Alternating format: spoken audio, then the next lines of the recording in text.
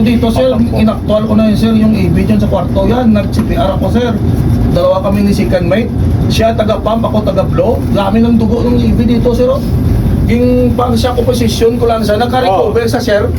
Pag naka-apat kami na pump, yung naka-recover sa, nag-ubusan, lumabas yung lahat ng dugo yan dito. Yan sa kwarto nila ni... Pagka lumabas yung dugo na gano'n, at alam nyo, check Yung airway, siya di ba? yung siya position ko sir. Head, lip, chin. Chin, lip, head, di ba? Itataas mo, titignan mo kung may obstruction. Tapos, papakinggan mo kung ano, kung may heartbeat ba or may pulse at saka heartbeat. Si Lim yung si Engineer ito, wala. Puro sila, tawag sila ng Coast Guard. Sabi ni Lim, patay na yan, patay na yan. Sabi ko, di pa patay. Nag-react pa yung eyelid ng bata eh. Paano pagpatayan eh? Yun ang isa pang ano, yung flashlight, isa sa magagamit natin yung kung may ano eh, kung nagre-response pa yung tao. Kasi susundan na mata yung kahit na tumirik ang mata mo.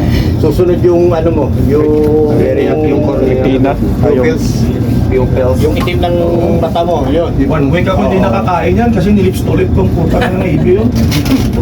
Buhay. Ngayon, pag nagsuka na siya, kakapump mo at na-i-blow niya, ilagay mo kanas kagad siya sa may recovery position para yung ano, hindi matakpan yung ano niya, yung airways niya. Kailangan itagilid mo agad.